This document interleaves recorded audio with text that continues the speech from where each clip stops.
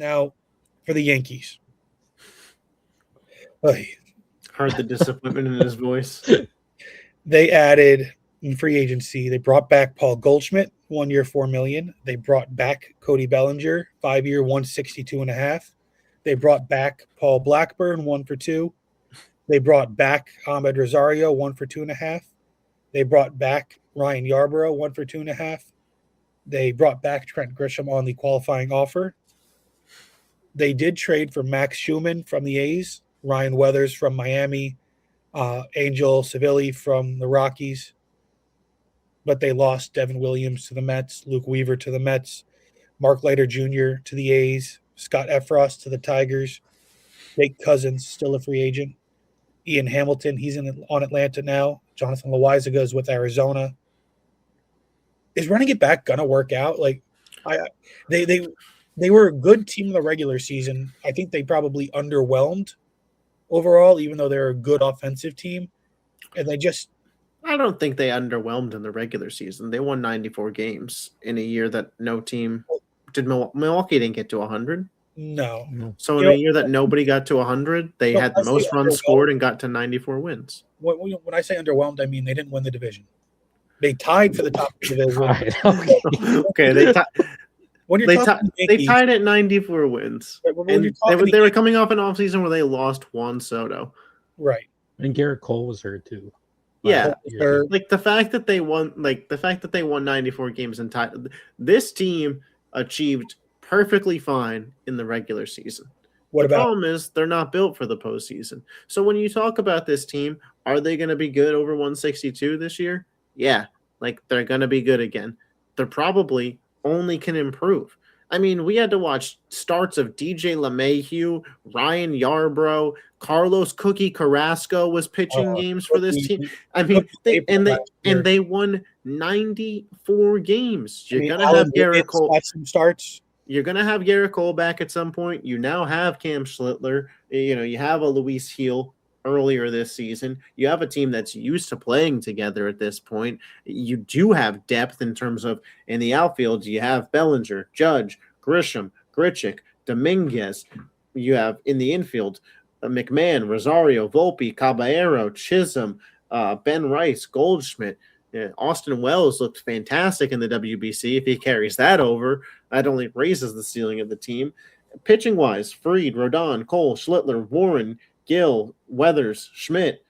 The bullpen. We aren't likely to see Schmidt much, if at all, this year. Right. Out of the bullpen, Bednar, Duvall, Cruz, Hill, Bird. It's not a great bullpen. However, I will say if Matt Blake has kind of gotten good at one thing, it's making guys that you don't know out of the bullpen be good. So I have no doubts about the Yankees being a good competitive regular season team. But like I've said a lot of times on this podcast, the team is not built for postseason success. This lineup is fantastic over 162 because the analytics over 162 will give you excellent at-bats. Trent Grisham, analytically over 162, looks like a fantastic leadoff hitter until you're in a playoff series against the best of the best. And then he's not a contact guy. And if he gets a home run, great. If not, it's an unproductive at-bat. The Yankees, I'm willing to see where things are at post-trade deadline because I don't think that there needs to be any rush to go acquire guys right now, especially when you're considering who is your main trade pieces. Will Warren, Luis Heel. Well, Rodon and Cole are hurt to open the year. Having those guys to eat innings in April and May is actually beneficial for the New York Yankees. Then you flip them at the deadline for, hey, if the Guardians aren't good, who would be a fantastic leadoff hitter? Steven Kwan. Or, just somebody else who's having a good season. But they have to complete that process. Now, we talked about the offense over 162. We know what Aaron Judge is, but we also know that behind Judge and beyond him, the team severely lacks consistency.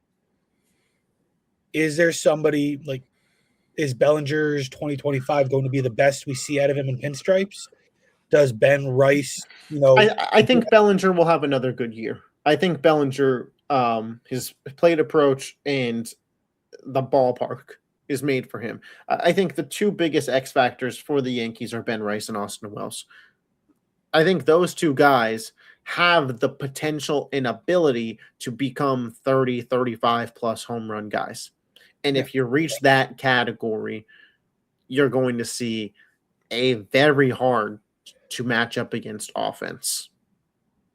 Now, take Aaron Judge out of the equation and let's take Ben Rice because I think we both would say Ben Rice is the answer.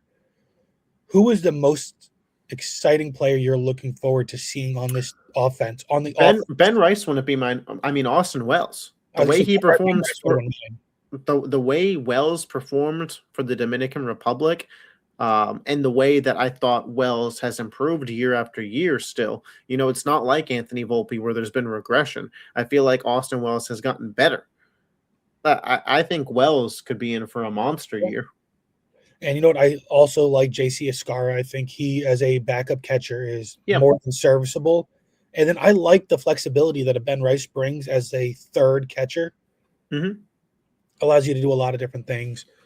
On the pitching side, what pitcher are you most excited to see this year? I mean, we're all going to say Schlittler. I would say Schlittler's the obvious one. I'm also really excited to see Ryan Weathers. Yeah, he's been looking nasty. Cole back as well. This is the thing with the Yankees. I think that they are built for solid regular season success right now. And I think if they make a couple moves for some contact hitters, you can start thinking World Series. Because the pitching rotation, if you can get to September healthy, is going to be nasty. That's just a fact. Yeah. If you get there with Cole, Fried, Rodon, Schlittler, and whoever's the next best, Weathers, Heel, Schmidt could be back by then, and you get a contact batter too and a bullpen arm, and now all of a sudden you may have the best team in the AL. The Yankees are in such a weird spot because they left such a bad taste last year, ending the way they did against the Blue Jays, and then to run back the same team. We talked about how Grisham accepting the qualifying offer kind of screwed their offseason. I have trouble thinking positively, knowing that they're not built for the playoffs.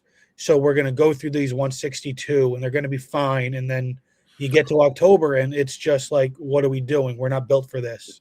Well, that's Yankee baseball. Any final thoughts on the Yankees before we go on to the Blue Jays? Now we'll talk about them in the predictions part.